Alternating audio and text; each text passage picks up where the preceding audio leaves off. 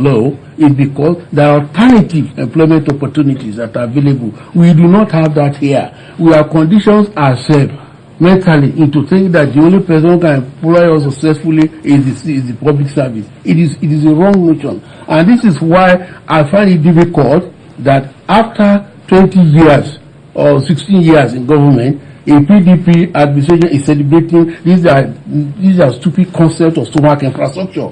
Is that what we'll be talking about now? This is the kind of economic orientation that PDP has. Stomach infrastructure notion of economy. And that is what is bad. We need to move from that. We need to move to dealing with physical infrastructure, not stomach infrastructure. If we are still talking about assuaging hunger at the base level after 16 years, there is a failed system. Can I react to some of this? It's very public knowledge that in the history of this country, there is no president that have inculcated private sector participation in this country. And you cannot dispute it. You can't sit down here and dispute that. We unbundled the power sector, the first of its kind in the world. Today, as I'm talking to you, a private sector initiative is set up, being headed by the vice president, liaising with people like Tony Elumelu to create jobs with our teaming youth. These are the National Jobs Board. Yes, exactly what I'm saying. So when you say we are not inculcating, it's a total force. But the question is not that. I think we should not veer away from the larger picture. It's not about the PDP not doing anything. No, that is about the PDP has not done enough. No, so to speak, I'm for reacting. 16 years. Very nice. I'm reacting to his submission. Exactly. I accepted that we have flaws. And I made it point blank here. Now, you come from the southwest. Today, cocoa is being exported out of this country. Verifiable. It did not happen for the past 8 years or 10 years. It started 3-4 years back. You are from the south. You can verify that. Today, the Young Farmers Association gave the president 5 billion. Now, how did they get that? In the history of this country, if you feel the transformational agenda is not getting down to the grassroots. So, do you ask yourself some of these questions? So, you just don't come and you make a session on issues. We know we have flaws, and I totally accept as a member of the PDP. But now, if someone that has been a governor, someone that has been a minister, someone that has been a former head of state, does not have clear economic blueprint, do you believe that government still has to own and run government, businesses, or do you believe that you have to liberalize for the private sector to come in? No clear-cut economic reforms. Criticism is the best thing you can do. I can sit down here and criticize Nancy from today to tomorrow, and I'll make my points. But then she asked a clear-cut question. Well, how do you intend to solve the economic mess if you think that we're an economic mess? You've not answered that. You're still beating around the bush. Talking about corruption. We have stemmed down corruption. Systematic corruption. It's not Ras Matters on the television, ganging up and bringing up people, jailing them for 301 years. We are talking about today in the Nigerian civil service. How many civil servants, ghost workers, over 50,000 was located? Do you know how much that could have been costing this country? This is corruption. Fighting of corruption. Systematic corruption. It's not media hype.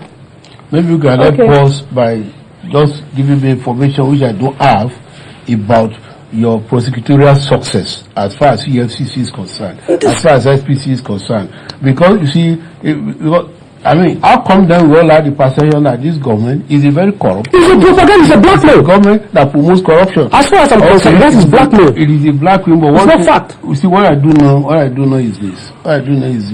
There is no way that we are going to talk about some billions of naira or dollars being spent on maintaining aircraft that will prevent the legislative arm of government from looking into it as to share what has happened, using whatever method we are going to use, and we say we are working in a very transparent economy. No, that's not transparency. As far as I'm concerned, there is no way you are going to tell me that we carry a plane, we go to South Africa, we are buy ammunition there and there, and you are telling me that is the correct method. There is a process failure on the part of this government, and we are saying the process integrity must be restored.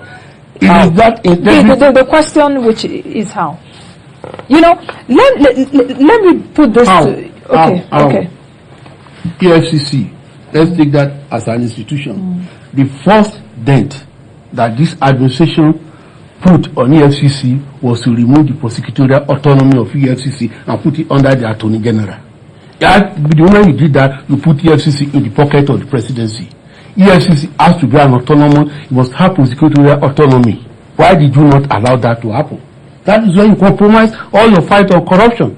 It means that all responses must be at the whims and caprices of the president. The Attorney General is at liberty to decide what he will prosecute, what he will not prosecute. That is very wrong. That is a major blow of fighting corruption in the country. That is why you cannot prosecute anybody. Okay, now this is really getting interesting, and a lot of people have said as we move forward to expect to hear from the candidates, our issues based, so to speak. You know, we look at other countries. Most times the US is always a very quick example to give here in Nigeria.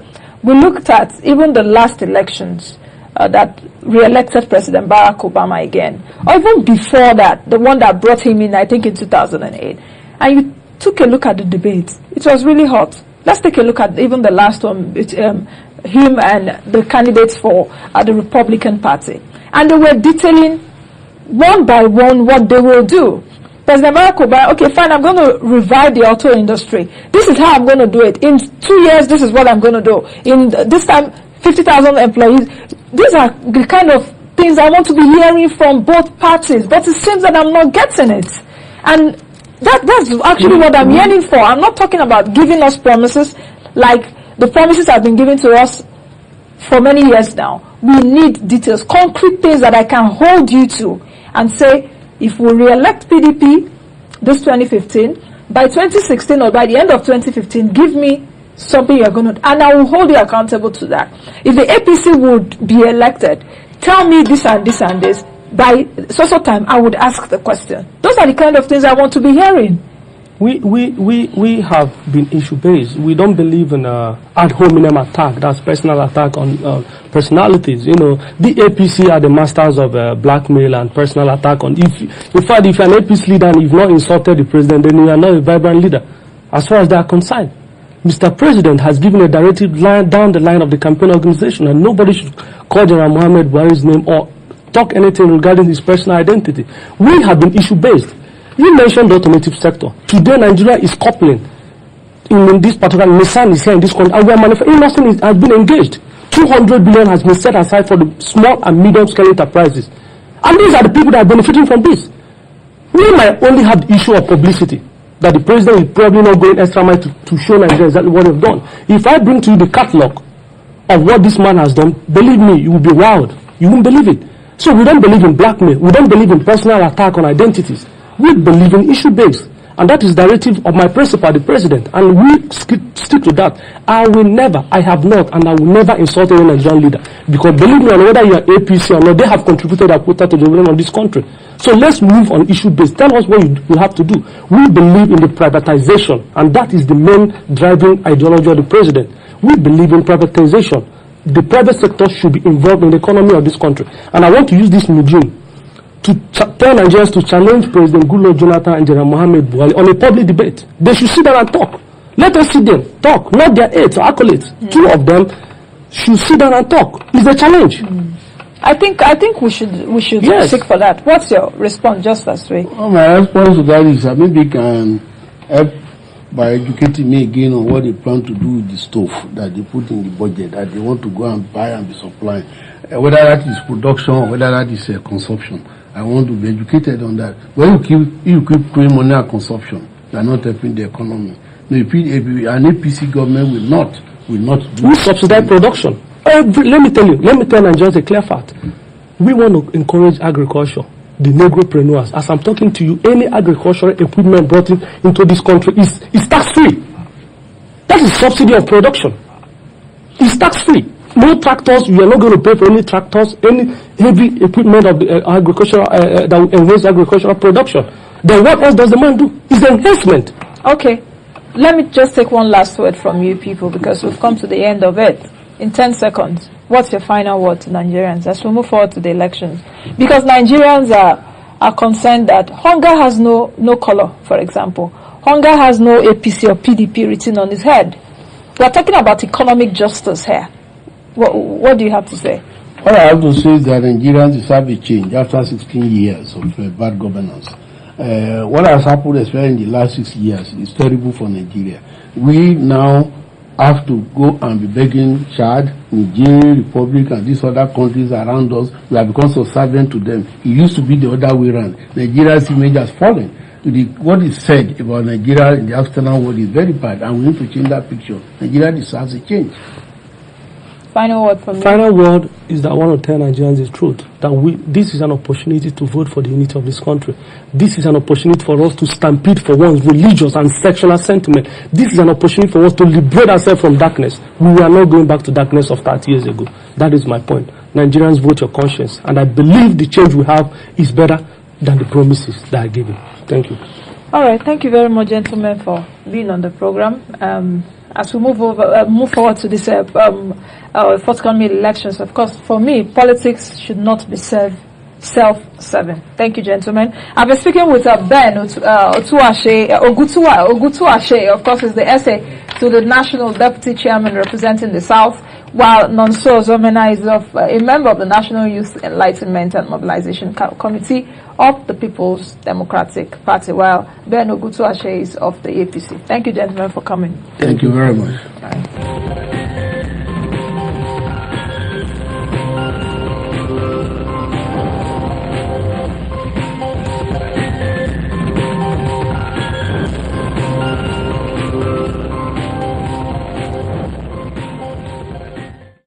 All right, welcome back from that interview. Of course, representative of the PDP as well as another rep from the APC talking to me there about elections, campaigns, and the economy.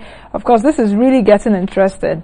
But the two big parties, so to speak, you know, some other parties have also queried those of us in the media that we are not giving that we're giving so much hype to the two big parties in Nigeria. That's the PDP and the APC. But anyway, I don't want to go into all of that. APC and the PDP, of course, have been having rallies and their campaigns around the country, and there are a lot of deep questions that are coming out from Nigerians. How will these parties, of course, or any of the party, if elected, better the life, or your life, so to speak, and the lives of Nigerians moving forward? Bringing you back home, of course, talking about the budget now, because the budget is, of course, is before the National Assembly. On Wednesday, of course, the appropriation bill for the current fiscal year, that's 2015, scaled second reading on the floor of the Senate. The 2015 budget, of course, is 4.35 trillion naira. 2.6 billion naira is earmarked for recurrent expenditure, while 633 billion is for capital expenditure. We have about 943 billion earmarked for debt servicing, 411 billion for statutory transfers. Of course, on the proposal, the benchmark for oil was set at $65 a barrel, but we know what's happening in the oil market right now. We've seen oil prices tumbling from about $120 last year to lower than $50 it is right now. The budget is also predicated on the oil production quota of 2.27 million barrels per day, but don't forget that we lose about 400,000 barrels per day to oil theft, and we seem not to have done anything about it, and we're losing so much money from all theft. Now, looking at the foreign exchange to the dollar, that's how much the budget it's predicated on this year at about 165 naira to $1. Don't also forget that the naira last year depreciated by about 13%. We're still seeing that depreciation. Don't forget the November MPC meeting of the Central Bank of Nigeria. The naira was devalued, or some people say don't use that word devaluation, use adjustment. But anyhow, devaluation is in the mouth of all Nigerians. We saw an 8.34% devaluation for the naira from 155 naira to 168 naira. Next week, Godwin Emefiele, who is the central bank governor, and his team will hold another MPC. That's the first MPC for this year. We really look forward to that meeting and see how it would pan out, especially these political times, and of course the fall in oil prices. But don't forget that I told you earlier on that the National Bureau of Statistics released inflation data for December 2014, standing at 8%. That inflation rate also the central bank will put into cognizance as it prepares for the monetary policy committee. Now let me move over to something else, especially in the capital market. We did tell you on Monday that the Tuesday, I beg your pardon, that the Securities and Exchange Commission has an acting director general. Of course, Aruma Ote's tenure of 5 years ended this week, and Muno Gwazo took over from her as the acting DG of SEC, and we're getting reports now that barely 48 hours after taking over from Aruma Ote, Gwazo, of course, who is the acting DG, has effected a major reshuffle of top management staff to various departments in the commission. Report also reaching us tell us that over 69 personnel has been redeployed to new positions, particularly those perceived to have close links with the former Director General Aruma Ote. All right, let's quickly take a break. I think when we come back, I'll just be running you through what's happening, of course, in the commodities market as I speak right now. Gold tumbling. We'll still look at the price of oil. Of course, that is one resource that we sell here in Nigeria that sustains us, that sustains the government. Let's quickly take a very quick break. I'll be right back.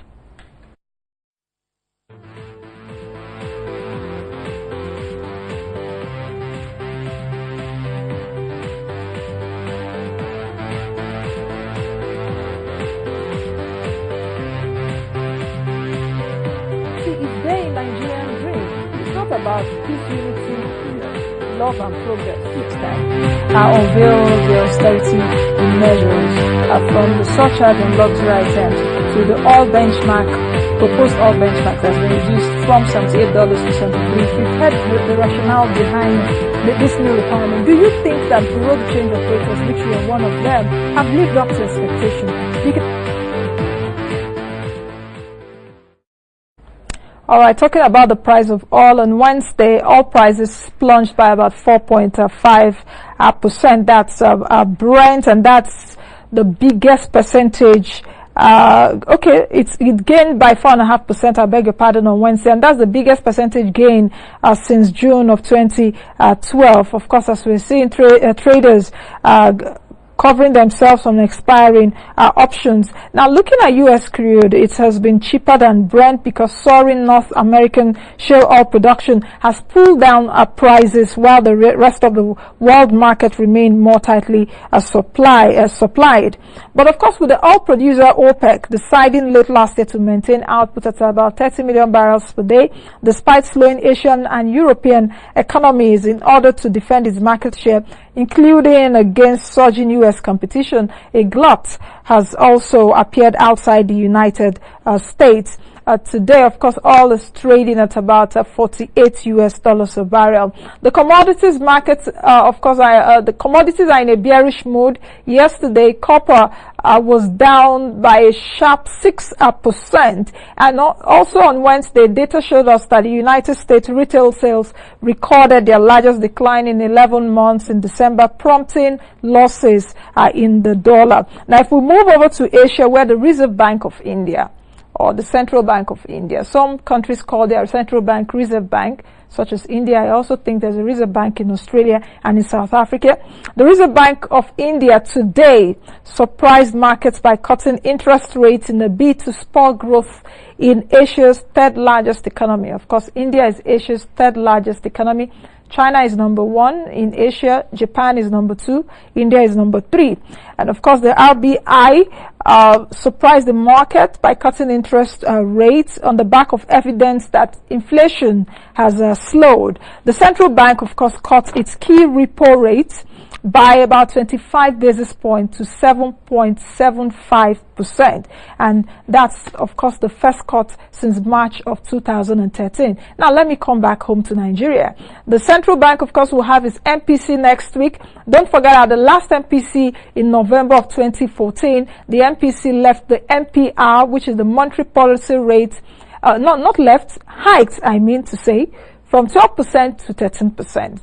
The challenge before the MPC right now is, will they leave the rate at 13%, or will the MPC still tighten further? Would we also see a further devaluation? Next week MPC will be quite interesting, of course, as we move towards the February 2015 elections.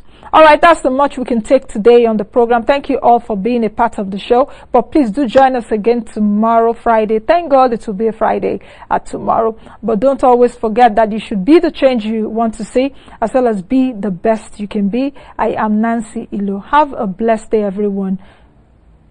See you tomorrow. Bye now.